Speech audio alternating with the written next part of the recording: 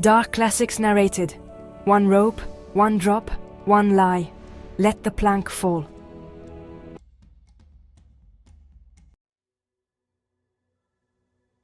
An Occurrence at Owl Creek Bridge by Ambrose Bierce. A man stood upon a railroad bridge in northern Alabama, looking down into the swift water 20 feet below.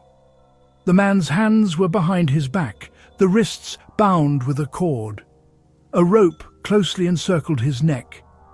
It was attached to a stout cross timber above his head, and the slack fell to the level of his knees. Some loose boards laid upon the ties supporting the rails of the railway supplied a footing for him and his executioners, 2 private soldiers of the Federal Army, directed by a sergeant who, in civil life, may have been a deputy sheriff. At a short remove upon the same temporary platform was an officer in the uniform of his rank, armed. He was a captain.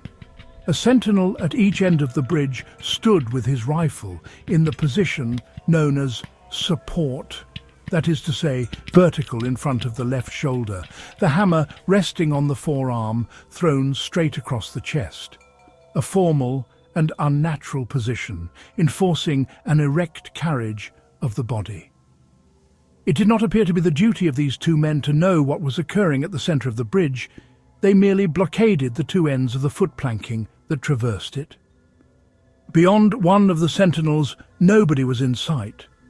The railroad ran straight away into a forest for 100 yards, then, curving, was lost to view.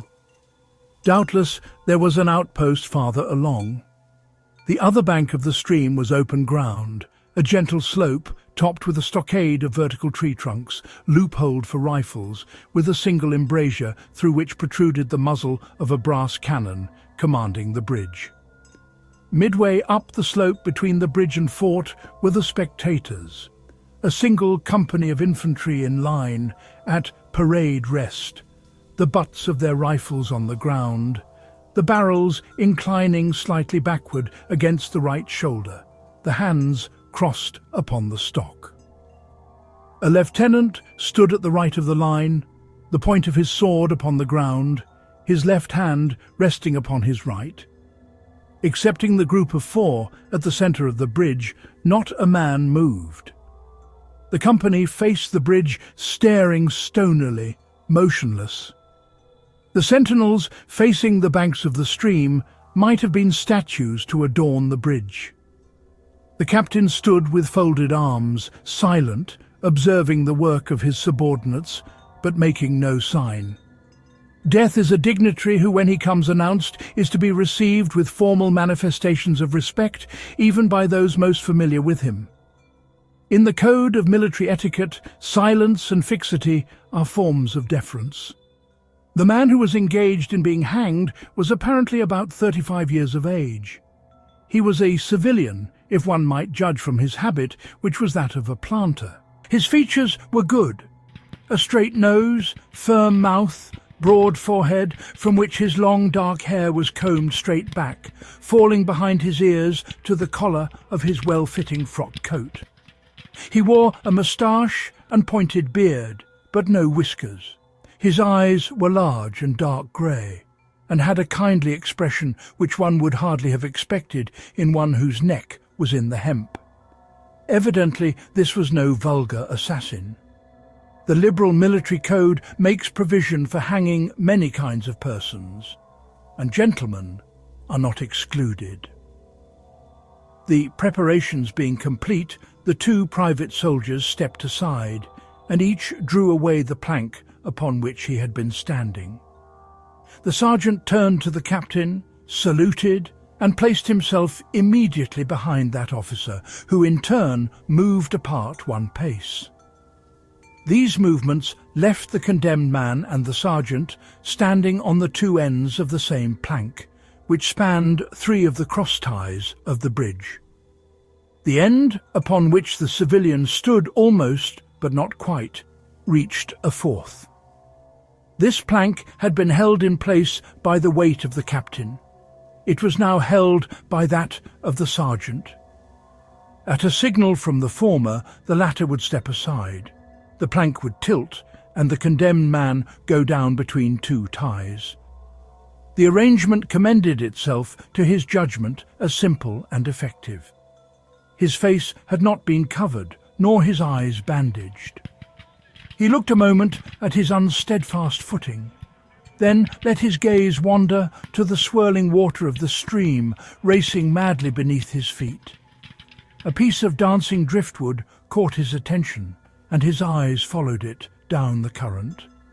How slowly it appeared to move. What a sluggish stream. He closed his eyes in order to fix his last thoughts upon his wife and children. The water, touched to gold by the early sun, the brooding mists under the banks at some distance down the stream, the fort, the soldiers, the piece of drift, all had distracted him. And now he became conscious of a new disturbance. Striking through the thought of his dear ones was sound which he could neither ignore nor understand, a sharp, distinct, metallic percussion like the stroke of a blacksmith's hammer upon the anvil. It had the same ringing quality. He wondered what it was, and whether immeasurably distant or nearby. It seemed both. Its recurrence was regular, but as slow as the tolling of a death knell. He awaited each new stroke with impatience and, he knew not why, apprehension. The intervals of silence grew progressively longer. The delays became maddening.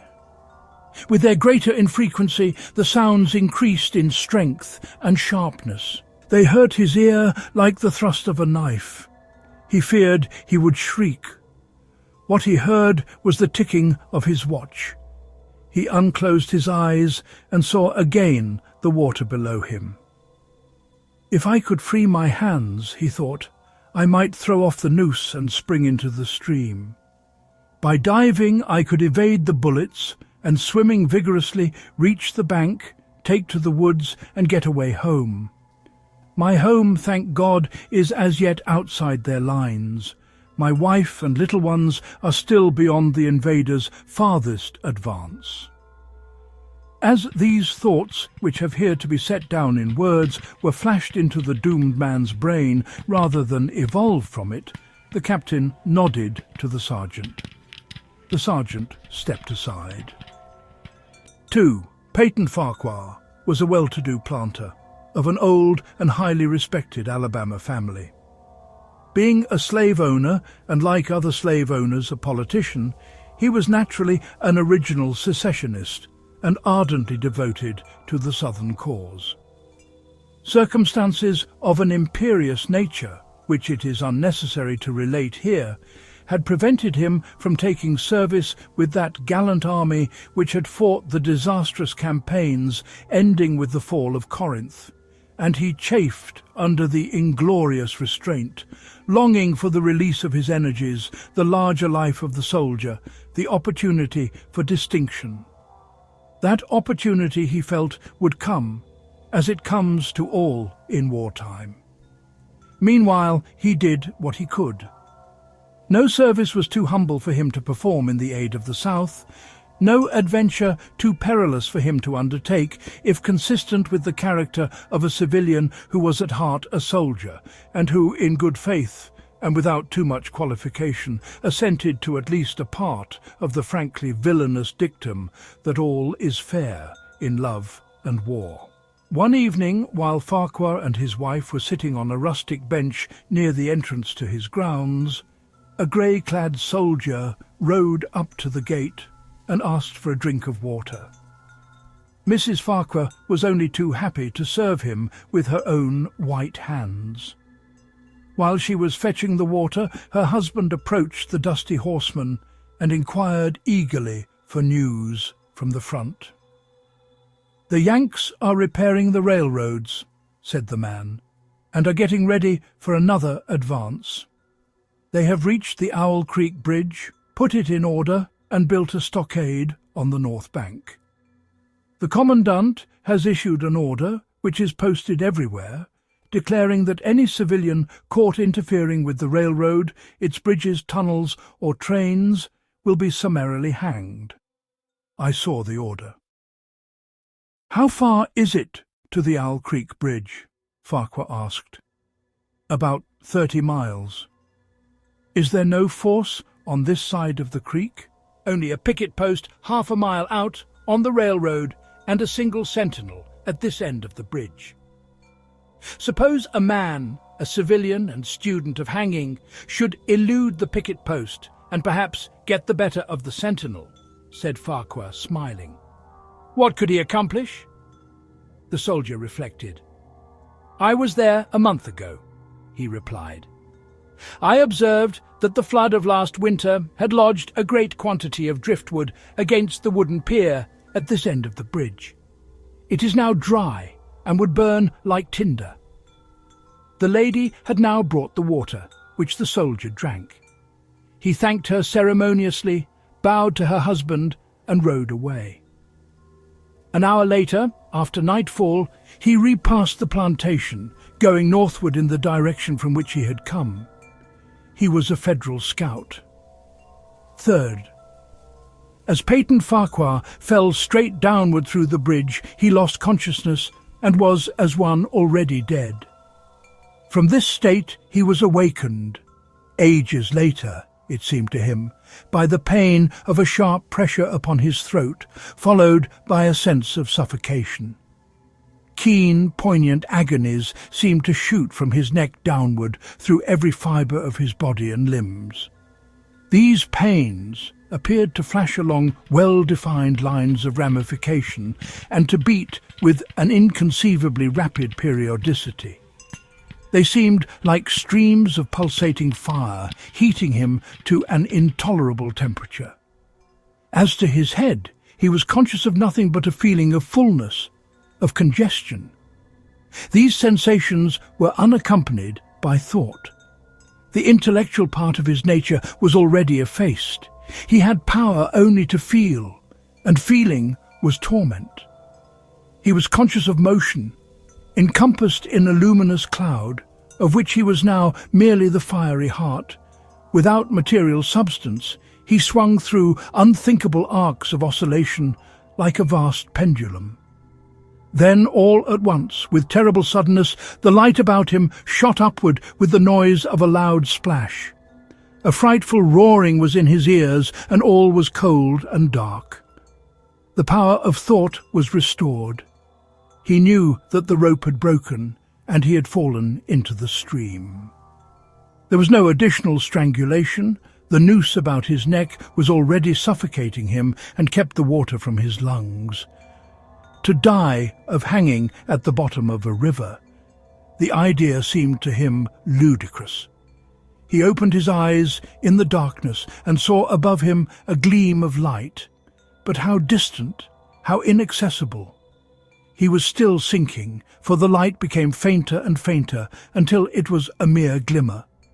Then it began to grow and brighten, and he knew that he was rising toward the surface. Knew it with reluctance, for he was now very comfortable. To be hanged and drowned, he thought. That is not so bad, but I do not wish to be shot. No, I will not be shot. That is not fair. He was not conscious of an effort, but a sharp pain in his wrist apprised him that he was trying to free his hands. He gave the struggle his attention, as an idler might observe the feat of a juggler without interest in the outcome. What splendid effort! What magnificent, what superhuman strength! Ah, that was a fine endeavour. Bravo! The cord fell away. His arms parted and floated upward, the hands dimly seen on each side in the growing light. He watched them with a new interest as first one and then the other pounced upon the noose at his neck.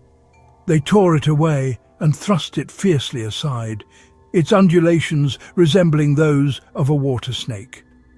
"Put it back! Put it back!"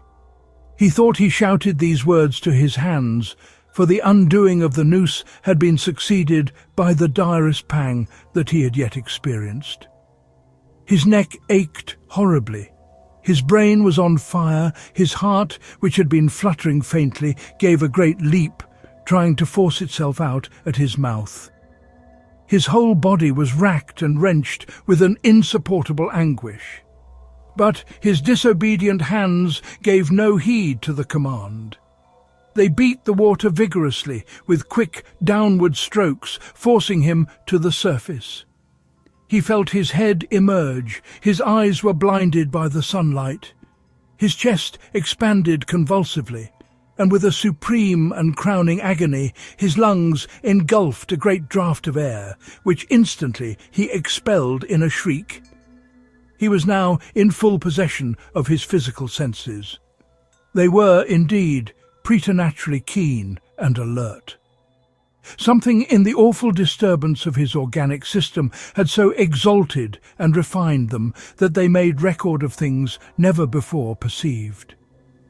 He felt the ripples upon his face and heard their separate sounds as they struck. He looked at the forest on the bank of the stream, saw the individual trees, the leaves, and the veining of each leaf. He saw the very insects upon them, the locusts, the brilliant-bodied flies, the grey spiders stretching their webs from twig to twig. He noted the prismatic colours in all the dewdrops upon a million blades of grass, the humming of the gnats that danced above the eddies of the stream, the beating of the dragonfly's wings, the strokes of the water spider's legs like oars which had lifted their boat. All these made audible music. A fish slid along beneath his eyes, and he heard the rush of its body parting the water. He had come to the surface, facing down the stream. In a moment the visible world seemed to wheel slowly round, himself the pivotal point, and he saw the bridge, the fort, the soldiers upon the bridge, the captain, the sergeant, the two privates, his executioners. They were in silhouette against the blue sky. They shouted and gesticulated, pointing at him. The captain had drawn his pistol but did not fire. The others were unarmed. Their movements were grotesque and horrible, their forms gigantic. Suddenly he heard a sharp report, and something struck the water smartly within a few inches of his head, spattering his face with spray.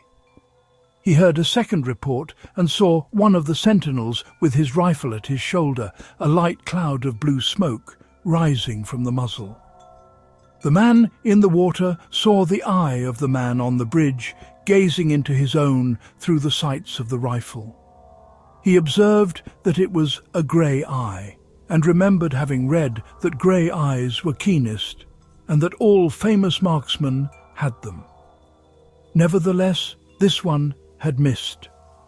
A counter-swirl had caught Farquhar and turned him half round. He was again looking at the forest on the bank opposite the fort. The sound of a clear, high voice in a monotonous sing-song now rang out behind him and came across the water with a distinctness that pierced and subdued all other sounds, even the beating of the ripples in his ears. Although no soldier, he had frequented camps enough to know the dread significance of that deliberate, drawling, aspirated chant. The lieutenant on shore was taking a part in the morning's work.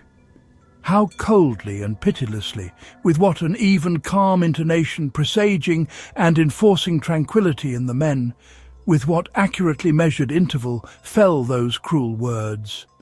Company, attention, shoulder arms, ready, aim, fire. Farquhar dived as deeply as he could. The water roared in his ears like the voice of Niagara, yet he heard the dull thunder of the volley, and rising again toward the surface, met shining bits of metal, singularly flattened, oscillating slowly downward. Some of them touched him on the face and hands, then fell away, continuing their descent. One lodged between his collar and neck. It was uncomfortably warm, and he snatched it out. As he rose to the surface, gasping for breath, he saw that he had been a long time under water. He was perceptibly farther downstream, nearer to safety. The soldiers had almost finished reloading. The metal ramrods flashed all at once in the sunshine as they were drawn from the barrels, turned in the air, and thrust into their sockets. The two sentinels fired again, independently and ineffectually. The hunted man saw all this over his shoulder. He was now swimming vigorously with the current. His brain was as energetic as his arms and legs. He thought with the rapidity of lightning. "The officer," he reasoned, "will not make that martinet's error a second time. It is as easy to dodge a volley as a single shot. He has probably already given the command to fire at will. God help me! I cannot dodge them all." An appalling splash within 2 yards of him was followed by a loud rushing sound, diminuendo, which seemed to travel back through the air to the fort and died in an explosion which stirred the very river to its deeps. A rising sheet of water curved over him, fell down upon him, blinded him, strangled him. The cannon had taken an hand in the game. As he shook his head free from the commotion of the smitten water, he heard the deflected shot humming through the air ahead, and in an instant it was cracking and smashing the branches in the forest beyond. "They will not do that again," he thought. "The next time they will use a charge of grape. I must keep my eye upon the gun. The smoke will apprise me. The report arrives too late. It lags behind the missile. That is a good gun." Suddenly he felt himself whirled round and round, spinning like a top. The water, the banks, the forests, the now distant bridge, fort and men, all were commingled and blurred. Objects were represented by their colours only, circular, horizontal streaks of colour. That was all he saw. He had been caught in a vortex and was being whirled on with a velocity of advance and gyration that made him giddy and sick. In few moments he was flung upon the gravel at the foot of the left bank of the stream, the southern bank, and behind a projecting point which concealed him from his enemies. The sudden arrest of his motion, the abrasion of one of his hands on the gravel, restored him, and he wept with delight. He dug his fingers into the sand, threw it over himself in handfuls, and audibly blessed it. It looked like diamonds, rubies, emeralds. He could think of nothing beautiful which it did not resemble. The trees upon the bank were giant garden plants. He noted a definite order in their arrangement, inhaled the fragrance of their blooms. A strange roseate light shone through the spaces among their trunks, and the wind made in their branches the music of aeolian harps. He had not wished to perfect his escape. He was content to remain in that enchanting spot until retaken. A whiz and a rattle of grape shot among the branches high above his head roused him from his dream. The baffled cannoneer had fired him a random farewell. He sprang to his feet, rushed up the sloping bank, and plunged into the forest. All that day he travelled, laying his course by the rounding sun. The forest seemed interminable. Nowhere did he discover a break in it, not even a woodman's road. He had not known that he lived in so wild a region. There was something uncanny in the revelation. By nightfall he was fatigued, footsore, famished. The thought of his wife and children urged him on. At last he found a road which led him in what he knew to be the right direction. It was as wide and straight as a city street, yet it seemed untravelled. No fields bordered it, no dwelling anywhere. Not so much as the barking of a dog suggested human habitation. The black bodies of the trees formed a straight wall on both sides, terminating on the horizon in a point, like a diagram in a lesson in perspective. Overhead, as he looked up through this rift in the wood, shone great golden stars, looking unfamiliar and grouped in strange constellations. He was sure they were arranged in some order, which had a secret and malign significance. The wood on either side was full of singular noises, among which, once, twice, and again, he distinctly heard whispers in an unknown tongue. His neck was in pain, and lifting his hand to it, found it horribly swollen. He knew that it had a circle of black where the rope had bruised it. His eyes felt congested, he could no longer close them. His tongue was swollen with thirst. He relieved its fever by thrusting it forward from between his teeth into the cold air. How softly the turf had carpeted the untravelled avenue! He could no longer feel the roadway beneath his feet. Doubtless, despite his suffering, he had fallen asleep while walking, for now he sees another scene. Perhaps he has merely recovered from a delirium. He stands at the gate of his own home. All is as he left it, and all bright and beautiful in the morning sunshine. He must have travelled the entire night. As he pushes open the gate and passes up the wide white walk, he sees a flutter of female garments. His wife, looking fresh and cool and sweet, steps down from the veranda to meet him. At the bottom of the steps she stands waiting, with a smile of ineffable joy, an attitude of matchless grace and dignity. Ah, how beautiful she is! He springs forwards with extended arms. As he is about to clasp her, he feels a stunning blow upon the back of the neck. A blinding white light blazes all about him with a sound like the shock of a cannon. Then all is darkness and silence. Peyton Farquhar was dead. His body, with a broken neck, swung gently from side to side beneath the timbers of the Owl Creek Bridge.